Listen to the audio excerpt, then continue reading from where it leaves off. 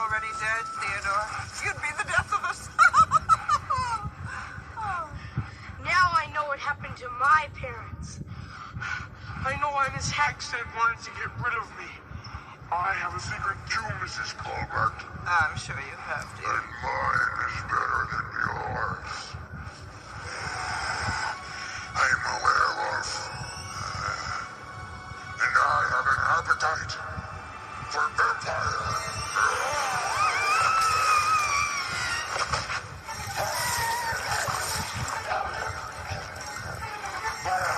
Okay, I'm rewatching this, okay? Because I like the Tales from the Crypt, I'm just looking for something to watch, okay? And I'm very limited as to what I can really tolerate watching.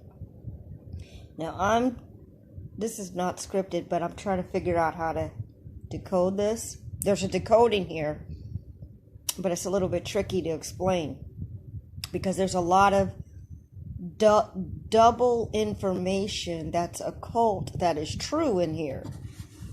So very quickly, we have vampires versus the werewolf. And let me just make a point about the werewolf. The werewolf, if we think werewolf, the word air is in the word werewolf. So you can say airwolf. Airwolf. And what is a wolf? A wolf is in the dog family, right? A wolf is in the dog, jackal, hyena, wolf, wolverine, Anubis. It's Anubis. So that werewolf represents Anubis. How? Because the word were, I think it's saying it has the word air in it. So it's not really the word were, it's air. Airwolf. So it's talking about the spiritual manifestation of Anubis. The spiritual identity of Anubis. Which is, metaphysical, spiritual, a frequency, an invisible energy that's within inside of you. But for you to understand that about yourself and the physical body, that's how we get the archetypes of animals, and that's how we get the god, deity, energy called Anubis. The vampires, I'm not going to explain them right now. Because the vampires actually talk about you too, but I'm not trying to talk about that. You should know that already. Let's continue here with the Tales from the Crypt. And it doesn't give a title. But it's season 2, episode, I don't know what.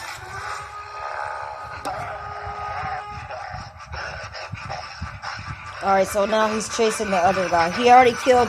There was a man and a woman that was his parents. His foster parents. And he killed them. Because they were going to kill him. They were going to eat him. So now he's going back to the orphanage. The boys' home.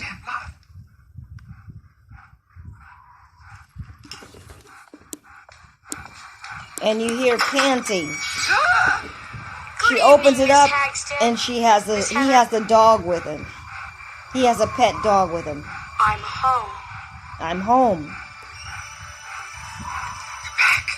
You're back. I know my secret, Miss Hanks. I know my secret. And I think some things are going to change around. And I think some things are going to change around here.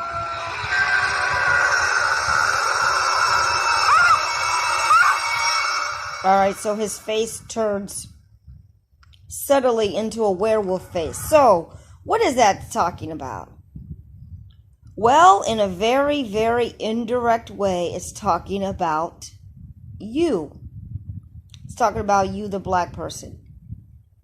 Early in the story, he says that they tell him that his parents were killed. Well, that could just represent, that represents the loss of his identity. For you, it represents the loss of your identity and the killing of your ancestors. I think that's it. This is a 5-minute decoding. Tales from the Crypt. I don't know the name of the episode, but you're going to see it as a screenshot. So that wolf represents Anubis energy. And when you know you have this power, even power of confidence, power of identity, power of knowing who you are, power of knowing that you have God energy throughout every cell of your body, and power to know that you can kill the beast, the gig is up. That's the secret. But in the modern world, I don't recommend that you tell people that you know. I almost want to tell people, but you can't show that you know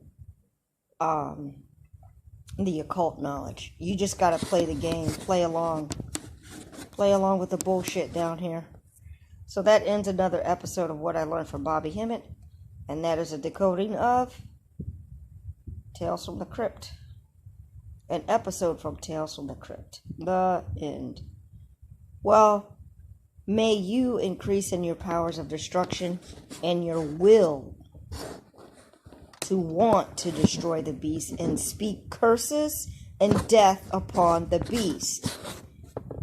I cannot reiterate that enough. Because as long as you apologize, go along, get along, schlock along, and never mentally identify them as the enemy and project death upon them, then we're going to be fucking around in this matrix a longer time than we should.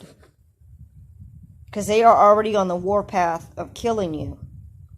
They're doing personal killings. They're already doing massive genocidal killings, factory style, with funeral homes, your melanin, body parts. They got stores set up. They have they call it different names. There's a place here that's called hormone therapy.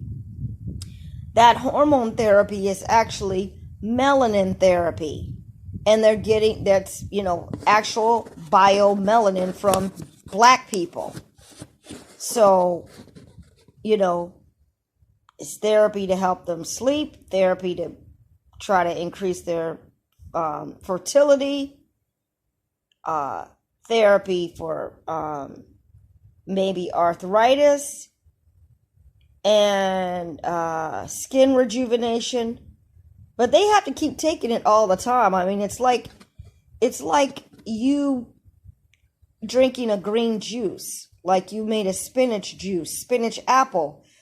It'll go through you and you'll use the nutrients of that. Newt, the key word is newt, which is the energy of the Mother Earth. So it's the same when they take it. They can use it temporarily, but they have to keep taking it. So those are the hard, cold facts of truth. And, as Bobby Hemmett said, you can take it or leave it alone. If this is too deep for you,